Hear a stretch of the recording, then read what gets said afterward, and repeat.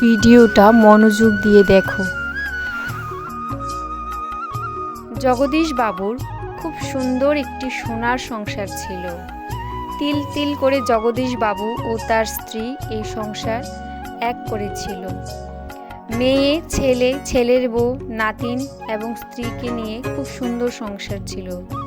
মেয়ে বিয়ে দিয়েছে প্রায় 2 বছর হতে চলল, আর এখন ছেলে এবং ছেলের বউয়ের সাথে জগদীশ বাবু ও তার স্ত্রী বসবাস করে একই বাড়িতে আনন্দের সহিত। কিন্তু ওই যে কথায় আছে না, সব সুখ সবার কপালে সহ্য হয় না, জগদীশ বাবুর ক্ষেত্রেও না ঠিক সেম ঘটনাটা ঘটেছে।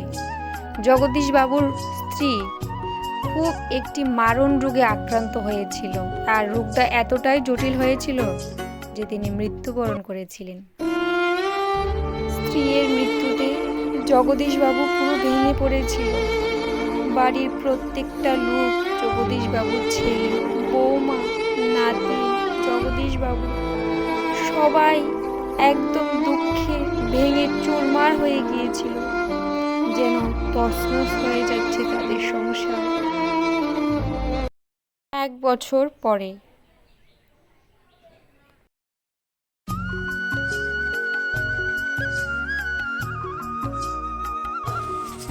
বৌমা, 1 কাপ চা দিবানি গো মা? দূর ব্যাং, যা, পাত্তাই দেব না। বৌমা, আজকে আমি ভাত খাইতাম না, আমি চাই খাবো। আমি চা দই খাবো, আমার বুকটা খুব ব্যথা করতেছে। আমি আজকে ভাত খাওয়ার ইচ্ছা করতেছে, আমি চা দই খাবো।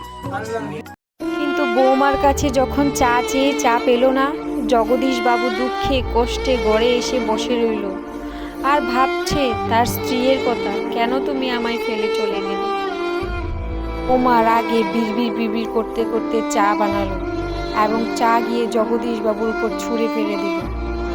থাক বৌমা, থাক, আমার আর চা লাগবে না। তোমাকে কষ্ট করে আর আমার জন্য চা বানাতে হবে না। যেটুকু হয়েছে তুমি খুশি থাকো, তুমি ভালো থাকো। জগদীশ বাবুর বুক ফেটে যাচ্ছিল, কিন্তু মুখ ফাটছে না। কষ্টে নাতিনকে জড়িয়ে ধরে কাঁদতে কাঁদতে বলল, দিদি ভাই, আজ যদি তোমার ঠাম্মি থাকতো না, আমার এই অবস্থা কখনোই হতো না। আজ তোমার ঠাম্মি নেই বলে আমার এই রকম অবস্থা। তারপর রাতে ভাতও খায়নি জগদীশ বাবু। ছেলে বৌমা কেউই জগদীশ বাবুকে বাদ দেয়নি, একটা ডাকও দেয়নি। ঘুমের মধ্যে মৃত্যুবরণ করলো জগদীশ বাবু। বৌমা চিৎকার করছে, বাবা, কিন্তু বাবা তো আর নেই। ছেলের 2 চোখ জোরে জল বেরোচ্ছে আর চিৎকার করে বলছে, বাবা, ছোটবেলায় কত কষ্ট করে মানুষ করেছো, কখনো তার দাম দিইনি। মা মারা যাওয়ার পর তোমার সাথে আরো অবহেলা করেছি, আর তাই শাস্তি দিলে বাবা, অনাথ করে চলে গেলে। ওমাও 2 চোখের জল ঝরছে আর বলছে, আমরা অনাথ হয়ে গেলাম।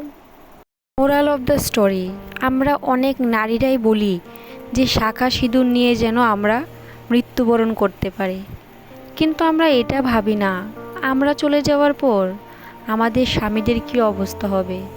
আমরা মহিলারা না নিজের মনের দুঃখের কথা, কষ্টের কথা অন্য 5 জনকে বলতে পারে, কিন্তু একটা পুরুষ কখনোই তার দুঃখ কষ্টের কথা না কাউকে বলতে পারে না মুখ খুলে।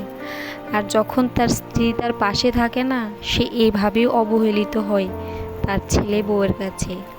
ভিডিওটা কেউ পার্সোনালি নিও না, আমি এটা সবাইকে বলিনি, কিছু কিছু মানুষকে বলেছি। এটা সমাজের একটা বাস্তব রূপ।